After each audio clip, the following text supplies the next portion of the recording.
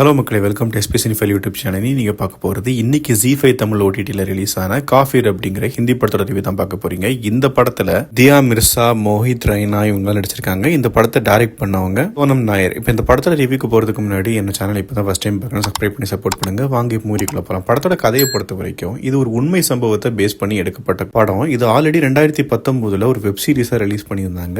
இப்போ இதை ஒரு ஃபீச்சர் ஃபிலிமாக ரிலீஸ் பண்ணியிருக்காங்க. அதாவது கதை என்ன அப்படின்னா, ஒரு பாகிஸ்தானில் இருக்கிற ஒரு பொண்ணு தவறுதலா இந்தியா பார்டருக்குள்ள வந்துடுறாங்க. அவங்க வந்த டைம்ல பாத்தீங்கன்னா தீவிரவாதிகளும் உள்ள வந்ததுனால இவங்களும் தீவிரவாதத்தை சேர்ந்தவங்க தான் அப்படின்னு சொல்லி இந்தியன் ஆர்மி அவங்களை அரெஸ்ட் பண்ணிடுறாங்க. இந்த சம்பவத்தை நம்ம படத்தோட hero Mohit Raina journalist cum லாயரா இருந்து எப்படி அவங்களுக்கு நியாயம் வாங்கி கொடுக்குறாங்க, நியாயம் வாங்கி கொடுத்து பாகிஸ்தானுக்கு எப்படி அனுப்புறாரு அப்படிங்கறதான் இந்த படத்தோட மிச்ச கதை. இது ஒரு டிராமா ஜானர். இப்போ இந்த படத்தோட பாசிட்டிவ் நெகட்டிவ்ஸ் பார்க்கலாம். மொதல் பாசிட்டிவா தோன்றது, இந்த ரெண்டு லீட் ஆக்டர்ஸோட ஆக்டிங் ரொம்பவே சூப்பரா இருந்தது. ரொம்ப ஒரு எமோஷனல் சப்ஜெக்ட் அப்படிங்கிறதுனால எமோஷனலான சீன்ஸ் நிறைய இந்த படத்துல இருக்குது. ஸோ அது எல்லாமே இவங்க ரெண்டு பேருமே ரொம்ப சூப்பரா பண்ணியிருந்தாங்க. அண்ட் எல்லா எமோஷனல் சீன்ஸுமே ரொம்பவே ரசிக்கும்படியா இருந்தது. எதுவுமே ரொம்ப ஓவர் ஆக்ட் பண்ணி சொதப்பாம ரொம்ப சூப்பரா நடிச்சிருந்தாங்க. அதே மாதிரி இந்த மாதிரி நிறைய சிவிலியன்ஸ் இந்தியாவுக்குள்ளேயும் பாகிஸ்தானுக்குள்ளேயும் இருக்காங்க. ஸோ அவங்க எல்லாமே வெளியே கொண்டு வரக்கான முயற்சி நிறைய வருஷமா நடந்துட்டு இருக்குது. ஆனாலும் இன்னும் சில பேர் அங்க மாட்டிக்கிட்டு இருக்காங்க அப்படிங்கிற மாதிரி இந்த படத்தோட எண்டில் சொல்றாங்க. அதே மாதிரி எல்லா பாகிஸ்தானிஸுமே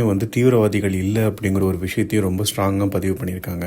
நம்ம கவர்மெண்ட் அபிஷியல்ஸும் இந்த மாதிரி தவறுதலா சிவிலியன்ஸுக்கு நியாயம் வாங்கி கொடுக்கறதுக்காக அவங்களும் நிறைய முயற்சிகளும் பண்றாங்க. ஸோ இது எல்லாமே ரொம்ப அழகா காட்டியிருந்தாங்க. அண்ட் டெக்னிக்கலாவும் இந்த படம் ஸ்ட்ராங்காவே இருந்தது. ஃபுல்லாவே ஜம்மு அண்ட் காஷ்மீர்ல நடக்கிறதுனால அந்த லொகேஷன்ஸ் அண்ட் சினிமோட்டோகிராஃபி ரெண்டுமே ரொம்பவே சூப்பரா இருந்தது. இதெல்லாம் தான் இந்த படத்தோட பாசிட்டிவ். நெகட்டிவ் சைடு பார்க்கணும் அப்படின்னா, இந்த படத்துல எனக்கு பெருசா நெகட்டிவா எதுவும் தெரியல. ஏன்னா ஃப்ரம் த ஸ்டார்ட்ல இருந்து கதைக்கு டைரக்டா போயிடுறாங்க. ஸோ எண்டு வரைக்குமே அந்த கதையை அப்படி சஸ்டெயின் பண்ணியிருக்காங்க. அண்ட் இது ஒரு உண்மை சம்பவம் அப்படிங்கிறதுனால நம்ம இதில் பெருசாக கிரிட்டிசைஸ் பண்ணுறதுக்கு எதுவுமே இல்லை. ஸோ நடந்தது தான் அவங்க எடுத்து வச்சிருக்காங்களே தவிர மசாலாவாக எதுவுமே ஆட் பண்ணலை. ஸோ அதுவே ரொம்ப ராவா எமோஷனலாக நல்லாவே இருந்தது. என்னை பொறுத்த வரைக்கும் கண்டிப்பாக இது ஒன் டைம் வாட்சபிள் மூவி தான். ஜி5ல தமிழ் டப்பிங்லையும் அவைலபிளாக இருக்குது. நீங்கள் வீக்கெண்ட் ஃப்ரீயாக இருந்தீங்கன்னா ஃபேமிலியோட நீங்கள் பார்க்கலாம். அந்த படத்தை பார்த்துட்டு எப்படி இருந்தது அப்படிங்கிறத கமெண்ட் செக்ஷனில் சொல்லுங்கள். அடுத்த ரிவ்யூவில் சந்திக்கிறேன்.